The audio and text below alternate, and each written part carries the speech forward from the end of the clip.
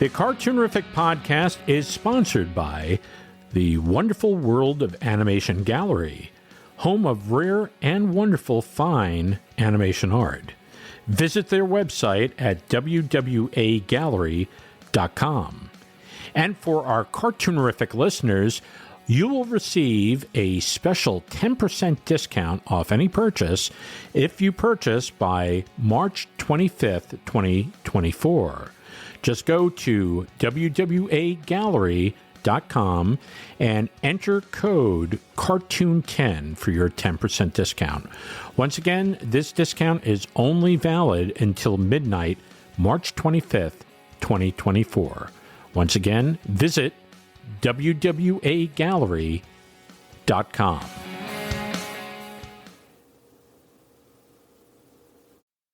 The following is a Cartoonerific Studios presentation. Welcome to Cartoon Fun, it's Cartoonerific, yeah! It's Cartoonerific,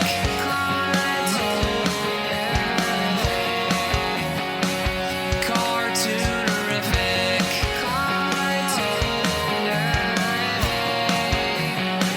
it's Cartoonerific,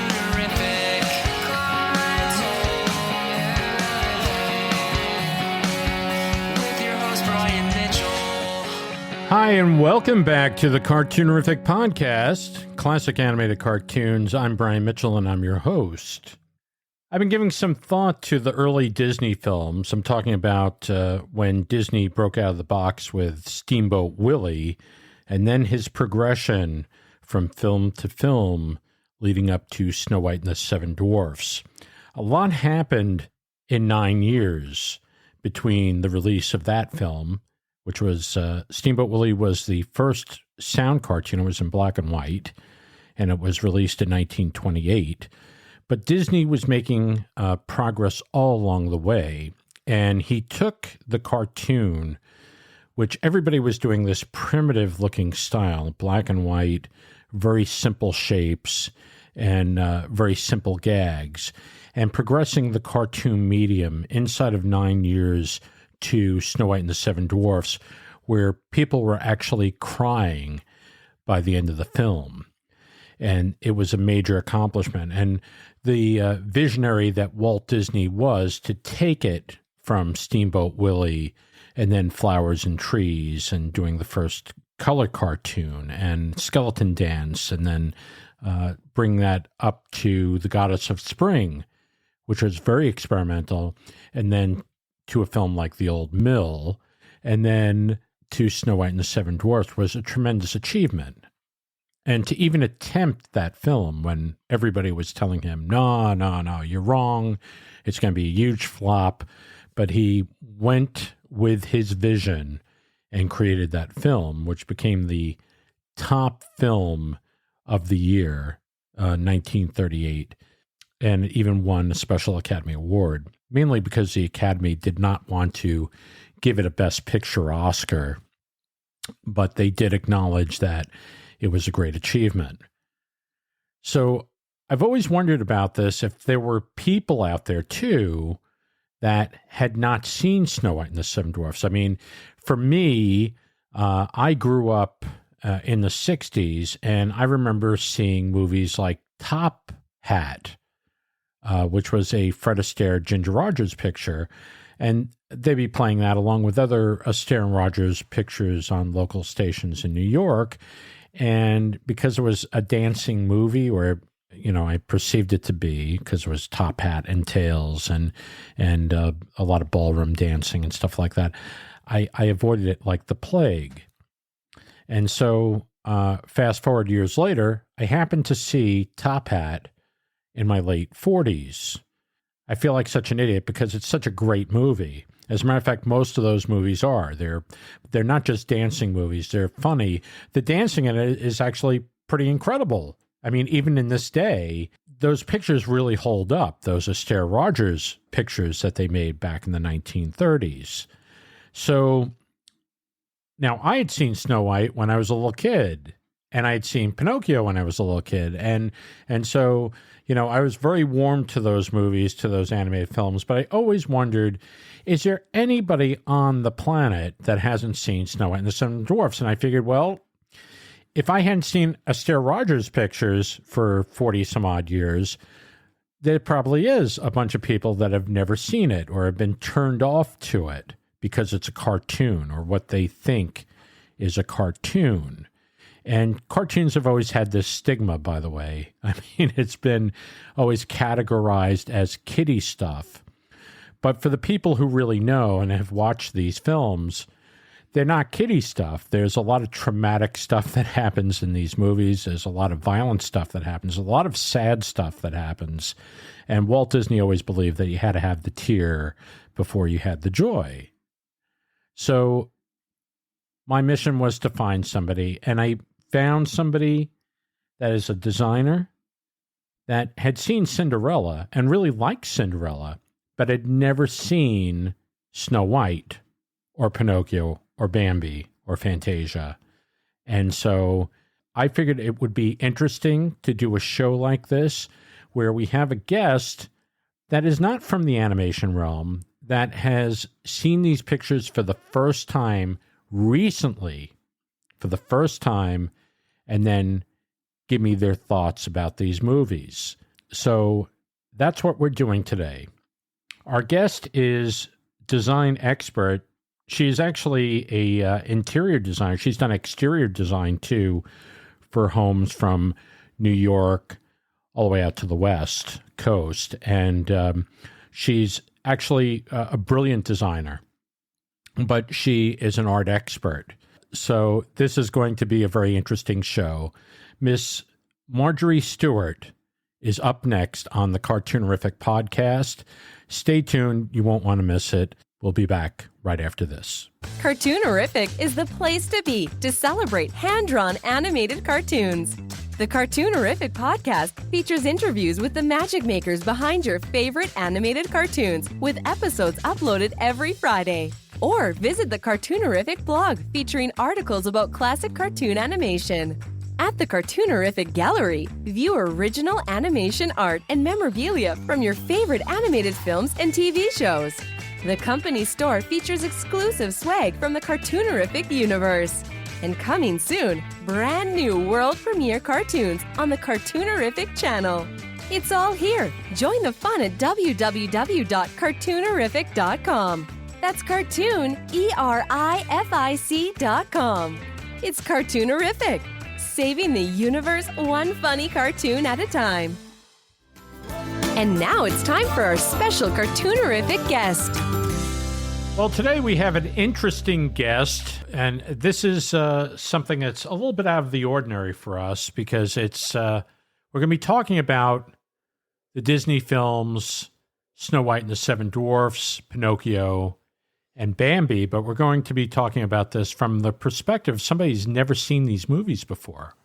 And that is a very real thing because I know for years I'd seen, or I would see on TV, the Astaire movies with Ginger Rogers, Fred Astaire with Ginger Rogers, and I would avoid these movies like a plague. And then one day I decided to actually watch one, turned on Top Hat, and realized, wow, this is actually a really great motion picture. So I think we all do this. We turn on and we turn off to certain pictures because of certain reasons. Some people have never seen those movies or a certain genre of film. Our special guest today is Marjorie Stewart, who has seen a few Disney films and seen a couple of animated films over the years, but has never seen pictures like Snow White or Pinocchio or Bambi. And so this is going to be interesting perspective. I think a lot of people get jaded by seeing these films from being a kid and then growing up. This is going to be, I think, a treat. So please welcome Marjorie Stewart. Hi, Marjorie. How are you doing today? Hello. Marjorie is a interior designer, and she's worked on homes from here to Timbuktu and she's done exterior design as well. So, Marjorie, thank you for coming on here. Thank you for having me. This is fun. Good. So my first question to you is this. What animated film did you see when you were a kid? And explain that to me. How come you didn't see more than the one or two films that you saw? That one was Cinderella. Did you love Cinderella? I loved it. I still do. Great. And I loved it so much that my lovely father went out after on his way home from work and bought me the record from Sam Goody. Sam Goody. Yeah. And the special guy, that's Sam Goody. and he brought it home, and I was so happy. It was my first very own record album, all of my own. So that was very exciting. How old were you? Oh gosh, 3, 4. I don't know. Wow. I don't know. Yeah. The same thing happened to me when I saw The Jungle Book. Oh yeah. And I was 5 going on 6. It was the same experience. Saw the movie, loved the movie, and my father got me a record album. Enjoyed listening to the record album.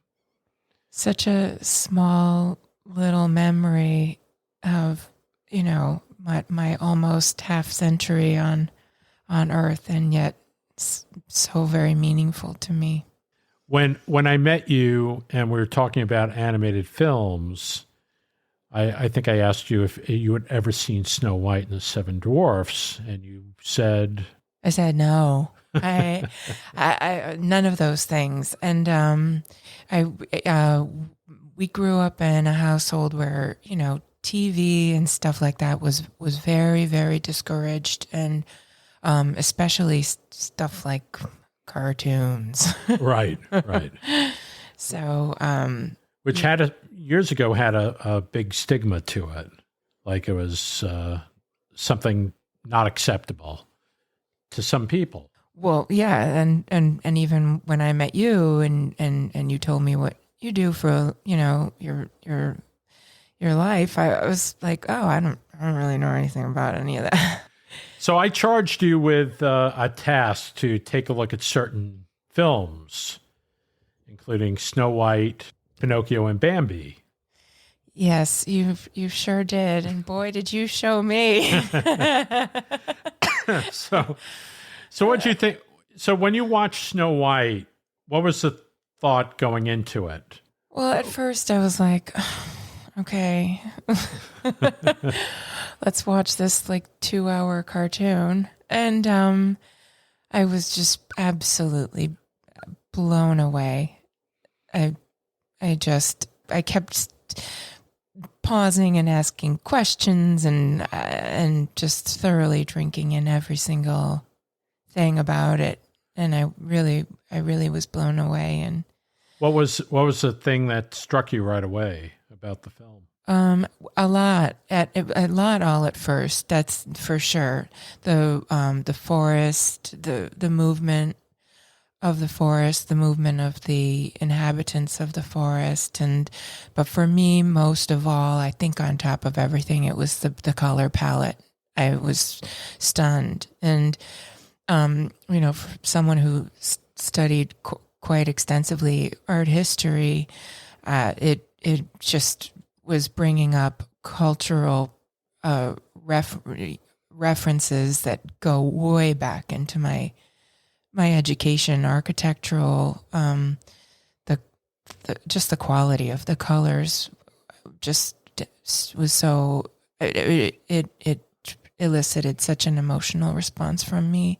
Snow White and the Seven Dwarfs, when it came out, basically there were years of experimentation, and you watched Steamboat Willie. What was your impression of Steamboat Willie? Now, that was produced 9 years before Snow White and the Seven Dwarfs.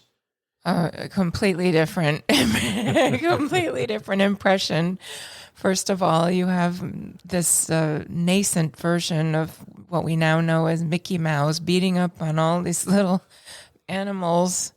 and creating music, strangling ducks, and torturing piglets. And it was very cute and amusing and cheeky and clever. But just the fact that was what was being created 9 years, thank you, prior to this animated feature film that absolutely swept me off my feet. And yes, I cried at the end. Of Steamboat Willie? No,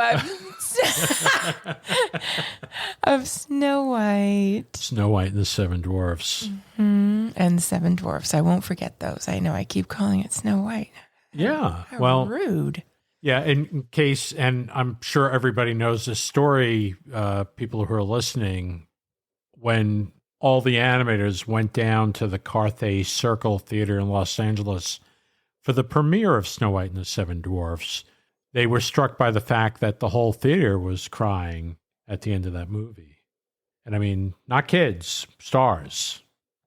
You know, Clark Gable, Ginger Rogers, Cary Grant, George Burns. There were so many of Hollywood's elite. It certainly makes me feel a whole lot better. You know, later on in my life, my brothers and I were raised by a single mother, and I did take my younger brother to movies, and he loved Disney movies, and I would begrudge okay. And so Beauty and the Beast was one of those, obviously, and Hunchback, and within the first 30 seconds, my brother will still rib me that of Beauty and the Beast. I was crying at that. So, you know, maybe I wasn't exposed to cartoons and animated films, and I didn't have that kind of an education, but I still have a heart. I'm sure you do. So going from Snow White and the Seven Dwarfs to, what was the second film you saw? Was that Pinocchio? No, actually, the next one was Bambi. And maybe I was watching them out of order of my assignment.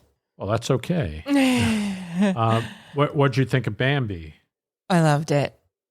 I thought the evolution of the physicality of the creatures, the animals of the forest, and the friends was such a huge leap from. I was impressed by all of that in Snow White and the Seven Dwarfs, and then the leaps and bounds that were made to address, you know, fur and musculature and facial expressions, movements, even the subtlest, tiniest little movements of the skunk, the squirrels, the all of the rabbits, and of course the deer.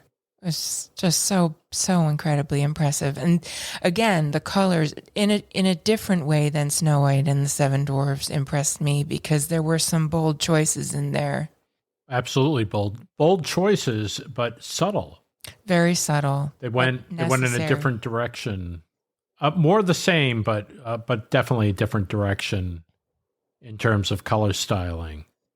I love the muted earth tones and the way that those are they're almost treated, I don't mean to sound extreme, but as though they are sacred in these two movies. Yes. And then in Bambi, you have these wonderful, very subtle, but still notably contrasting pops of wonderful off colors that just are so exciting. I really appreciate it. It's such hard work. Well, it was a lot of study. They kept pushing that, and that's the thing with Walt Disney that a lot of people don't get today, because he's been gone. He's been gone for well over 50 years now. It's like, you know, he's been gone for about 55 years, 56 years, and the man was a perfectionist. Clearly, you know, he kept pushing himself on every single film and pushing his staff to do bigger and better things.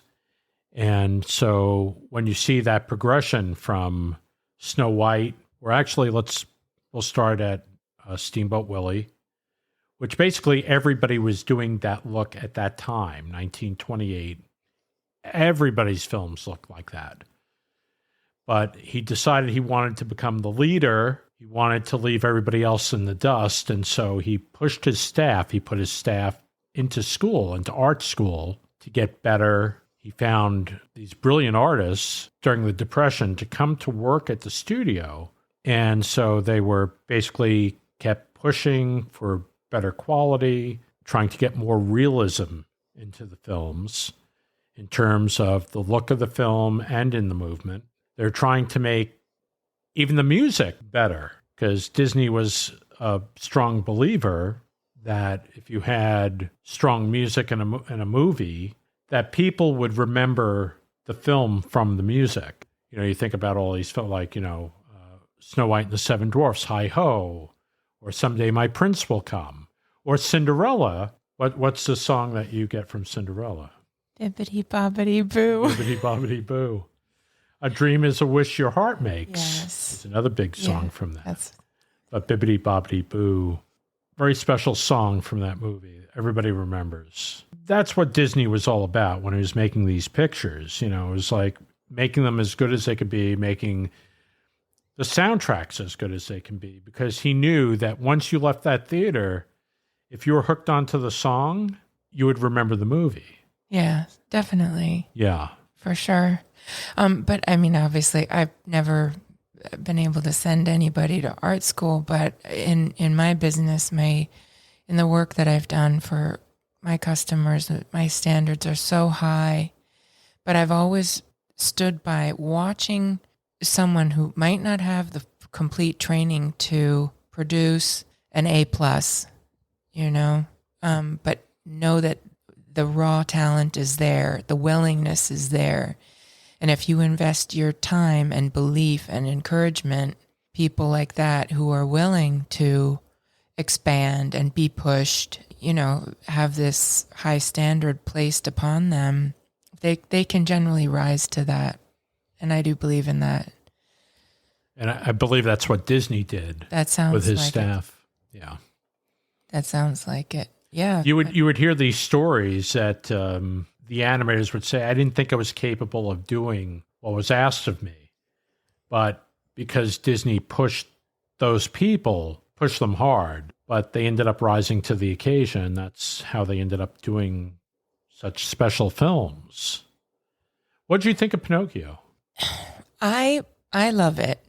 I love the addition of the Jiminy Cricket, that sort of little friend, your buddy, who's kind of that person, that individual, that entity that can look from the outside and kind of give a friend a helping hand, like Thumper. Right. I like that theme in life in general, friendship, real friendship. The movies that you've tasked me with thus far, the ones that have the trees and the old mill, movement of elements, water, wind, light, sun, moonlight, fog, mist, even just dew on the blades of grass, light and shadow is just as equally as important. I think those visuals speak to me the most. I color and what happens with elements and the changing elements just throughout the course of a few short hours in the course of a day, and how that affects color is something that is always on my mind. And when you live and work in New York and you're doing a home at the foot of the Teton Mountains in Wyoming, and you need New York City and the resources there to do your work, you have to have a color memory, and you have to have such a reverence for how the seasons and the course of the day and the changing light throughout that will affect the decisions that you make when it comes to plaster, fabric, everything, even the smallest little piece of trim. And very often in cases like that, I've had to do things completely custom made. So obviously nature and light and elements and the colors of the sky and of planet Earth are obviously things that are just always very important to me. And so I can appreciate that in a Disney film, and I've appreciated that since I was a small girl, and I think it influenced a lot of the work that I've done for clients. And so of course when I see it in an animated film, it's going to be the thing that really moves me the most. That makes sense. It makes a lot of sense. I had you watch a couple of different short subjects. So we watched Steamboat Willie. And then Goddess of Spring. Right. And then the Old Mill. The Old Mill, and then leading up to Snow White. So you can see the progression going from something very simple like Steamboat Willie. Right, which is like moving stick figures, basically. I guess we can equate it to that. That's an insult. I apologize. I don't mean that. No, in many cases it is. It's like a happy face with a little bit of detail on it, going through very simple actions. But like you were saying before, it was basically going for gags. It was going for, and there was no naturalistic elements to that at all. It was just all played for fun while Mickey is beating up on all these characters. Yeah, so you get a couple giggles here and there. Right. And I'm sure that, in 1928, the children must have been laughing, of course. Apparently everybody loved it. Everybody loved the abuse that Mickey was. And by the way, all these films are available on Disney Plus. So if you haven't seen any of these, you can click it on. Goddess of Spring was done in 1934. And we go from stick figures in 1928 to the Goddess of Spring 1934, which was still amazing. A huge leap. A huge leap. You've got moving hair. Feathers are moving on the fur is moving on the rabbits. You have some very interesting dance moves with these little woodland sprites that she and the color again. I mean, I think, like you've said, it's a little garish. It doesn't have the lush subtlety of Snow White and the Seven Dwarfs or of Bambi. Still quite a big leap. And, what better way to teach the young children of America in 1934 about the classic tale of Hades and Persephone? There you go. We had you look at the Old Mill, and the Old Mill was basically kind of a training ground, a lead up to Snow White. So going from Goddess of Spring to the Old Mill, another massive leap. And I loved the Old Mill. It might be a training ground, but I would watch it again just for itself. It's a great film. It's really a great film. And there's not a heavy storyline. It's just basically, these animals living around an old mill or inside. On a stormy night. But another thing that struck me that was a huge contrast is you have Persephone's dress. And, she's dancing and in the goddess. In the goddess. Yeah. Sorry. Right. And her dress and the treatment of that very one-dimensional fabric that composes her gown.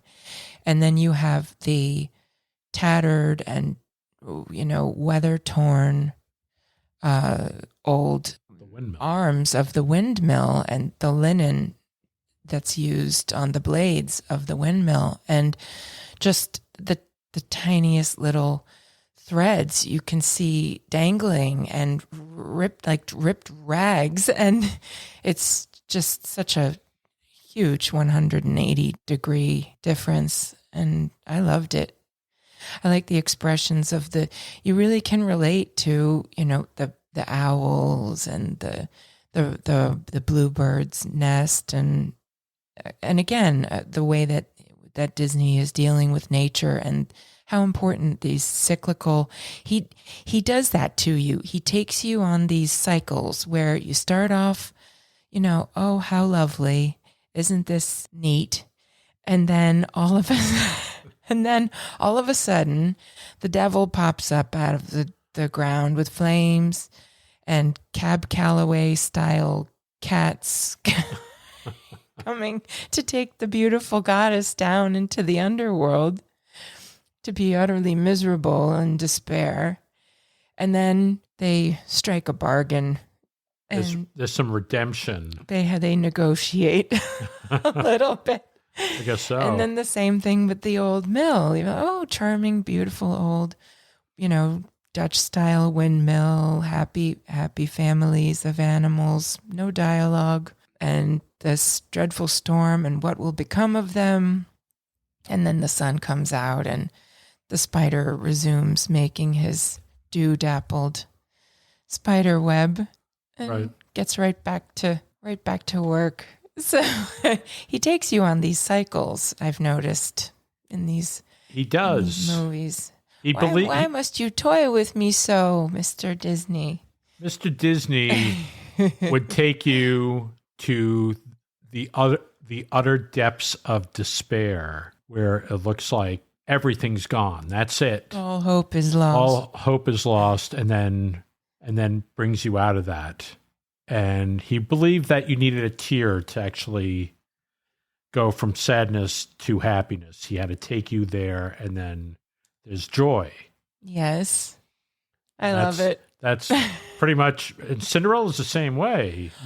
Cinderella, that scene in the pumpkin patch, just tortured, just, it stays with you. You're talking about the scene when she's just like, she's weeping. She's weeping in the pumpkin patch. And she's basically this, why am I even why am I even doing anything? The scene before there is where dress gets ripped to shreds. The beautiful dress that the mice, her mice and bird friends made for her so lovingly. Right. And it's horribly violent and it's heart-wrenching. And when you're a little girl and you see this, you just, how would anybody do something like that to such a beautiful, sweet soul? But she wins out at the end. She sure does. She gets her man. You don't know her. I mean, I like to believe that Cinderella lived happily ever after. We hope so. I like to believe in that. Well, that's the way I kind of left it. So it's up to your imagination what happened afterwards. What's your favorite film out of all of them that you've seen so far? I love Pinocchio for the story of the love between the father and his son. I love that because that's a story that's immemorial. It's throughout time. Right. And Bambi I loved for the for all of the animals. I know that sounds so trite. No. But no, he's you're supposed to feel for the animals. I feel for the animals emotionally, but also just the artist, the way that the artists treat their movement and just the properties of their eyes and their faces and their musculature and their fur with such a reverence. Right. And to the best of their ability at that time. I mean, it's truly beautiful. Yes, it is. I love Bambi. I think it's a wonderful movie. I love Bambi. And I think Snow White for me, it would be the colors, right? The very careful appointment of and the continuity of the quality of those colors, those pastel and that beautiful paint. I like them all for all sorts of reasons. But you have turned me. I have now been introduced to the wonderful world of Disney. Thank you. You're welcome. Yeah. Are there any animated films that now you haven't seen. You saw Cinderella. You've seen. Now we weren't going to talk about this. Fantasia.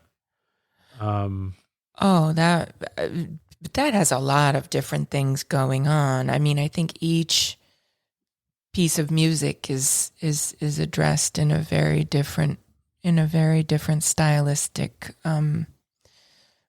way with the artwork. Is there anything striking from that? Because the one that moved me the most, and I could be wrong because it's been a while since I saw that, but I think it's a piece from Tchaikovsky, The Nutcracker, and it's with the fish. Is that right? Right. Yeah, it's a part of it. Yeah. That the beautiful movement of the water and the fish and the colors, that put me to tears. It was very moving. I think like I'm coming across as this very emotional person. No, because you're very, my observation, you're very moved by a lot of different things, and you're moved by color. You're very sensitive to color, but you're very sensitive to the stuff that's going on the screen. Yes. And so that's great. And that's basically, that's what they were trying to do when they made these movies. They were trying to affect you in ways, through the color styling, through the story, of course, but also, the animation. But Disney was trying to affect you through every possible way. The music. That's why, when you combine all these elements, combine the movement, you combine the color, the staging, the or composition, right? But the music, and then the acting, the voice acting, you get a very powerful experience. So I think in many ways, sometimes more than you would with a live action movie. It's a whole different set of manipulations to your emotional response. I loved in school way back in the day. I loved studying physics. I loved the science of physics. When I was a small child, math did not make any sense to me. And I was like, why? Why are we doing this? Which, of course, got me stuck with this horrible, very trifling moniker of being artsy, which I kind of chafed at. I resented that growing up. And then later in life, you start studying physics. Then suddenly, high math really made a lot of sense to me, and I suddenly was enjoying it.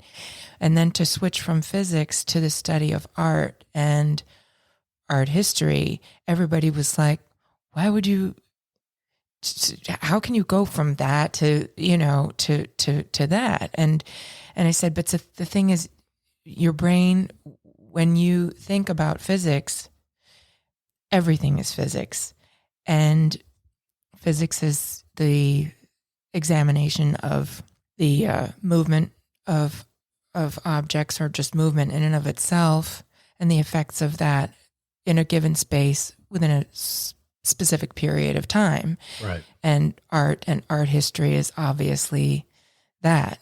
It is actions that are recorded, studied, and then celebrated in the result of art. And then you have these beautiful movies that you've told me to watch, and then obviously the ultimate effect, the actual physical effect, is for me to have these moving and emotional reactions to all of it, to all of what I see. Right. So at the end of the day, it really does boil down to that. Well, what's interesting about what you just said?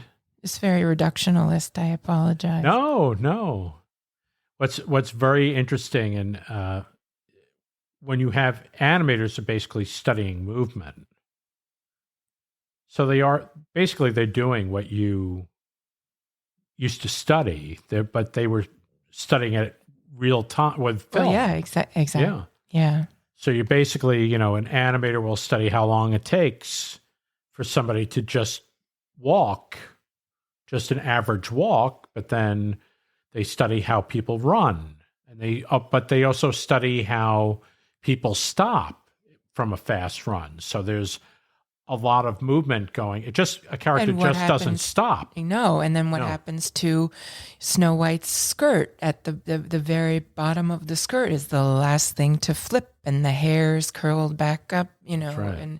and all of that. So that's right, because everything does not stop at the same time. And so animators study that. That's all you do is study movement. And so, the things that always got to me as an animator was trying to make it look natural, trying to make any movement look natural so that it just doesn't start and stop, that things ease into a pose. Or they may go past a pose and then come back, because when you throw, there's an extreme motion, and then opposite reaction. There's a recoil. Exactly. So speaking of physics, what'd you think of the whole whale sequence in Pinocchio? Oh, goodness, that was just, the whole thing was a study of physics. First of all, again, the colors, Right. There's nothing really, when you look at that, just going to the color, we're going to get back to the physics part, but when you look at the colors of that sequence, there is no bright colors. It is all muted color for the most part, with maybe the exception of the characters, but even their colors. Just some of the garments, but not in terms of all of the natural elements that are there. So like inside Monstro, the whale is like, it's muted blues. You can literally smell the low tide. The murk, and no, but that's what those colors. Even a little bit of the purple. Some shadows of our aubergine, and it's very, very subtle, very muted.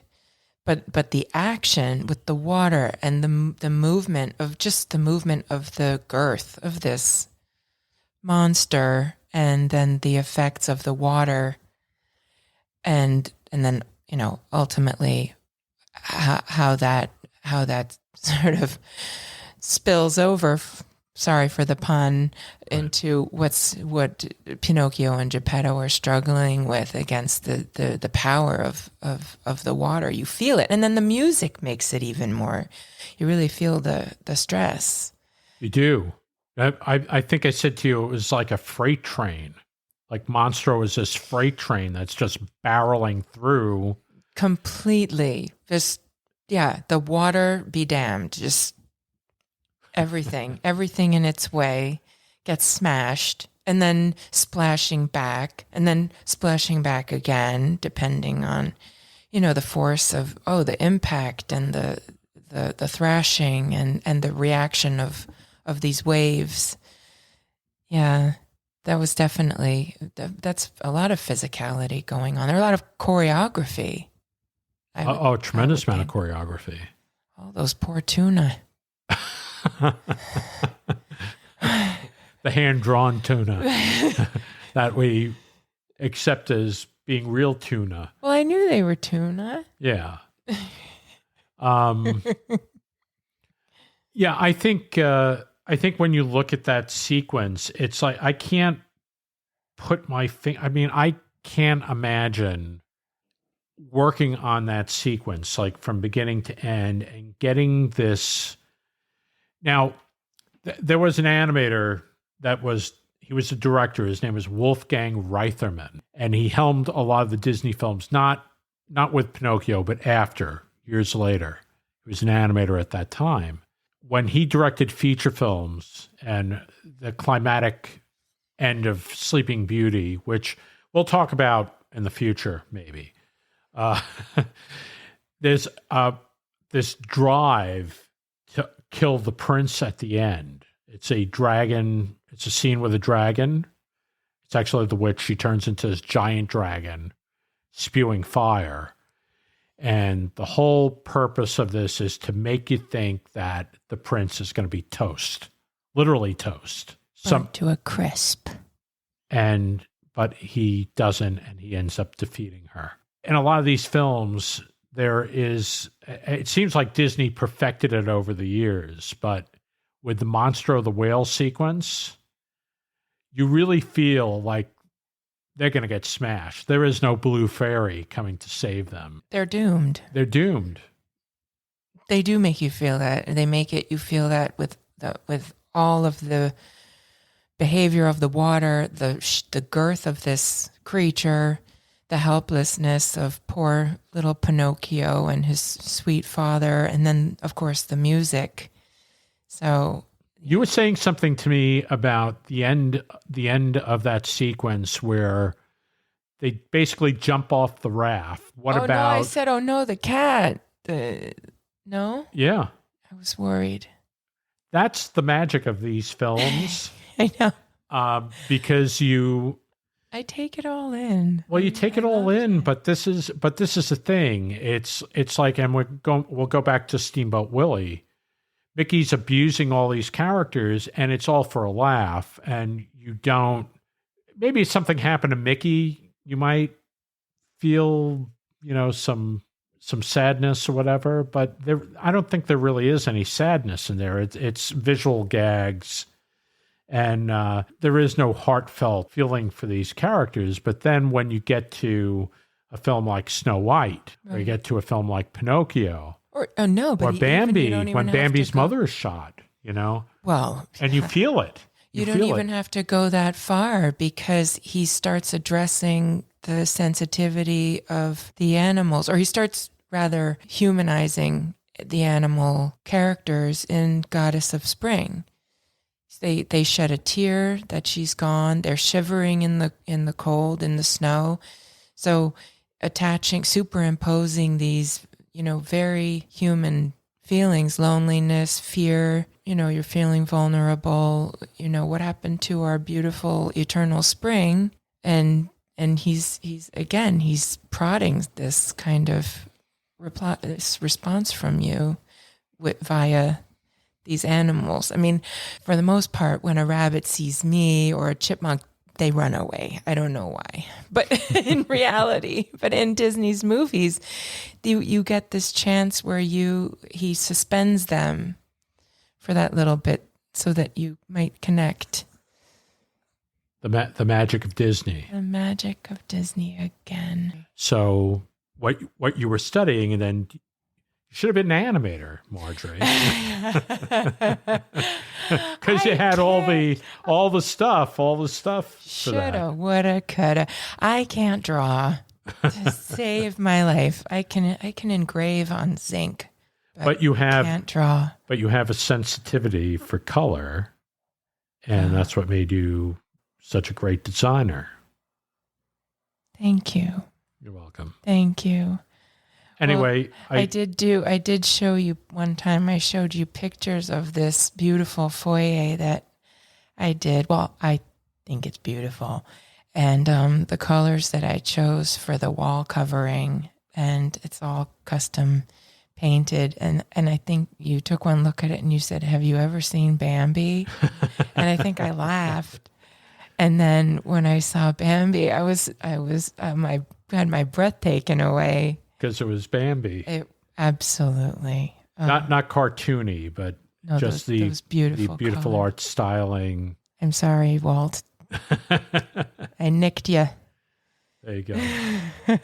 Anyway, Marjorie, thank you for coming on today. Oh, thanks for talking to me. This was fun. Yeah, I really appreciate it. And if you watch some of the other Disney films, we'll have you back. Well, I eagerly await more assignments, and I'd love to be back, and I really enjoy your podcast.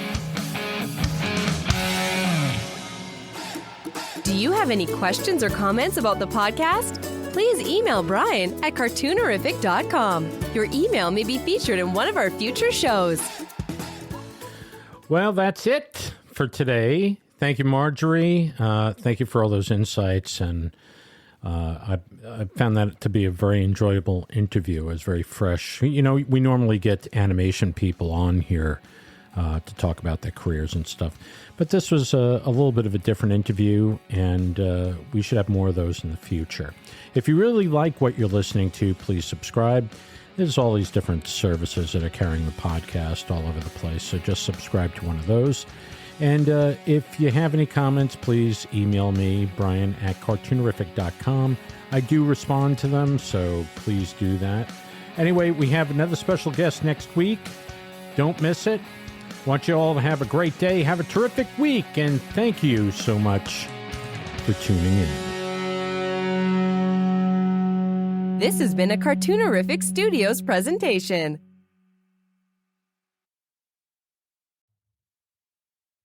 The Cartoonerific Podcast is copyright 2024 by Cartoonerific Studios Incorporated. All rights reserved.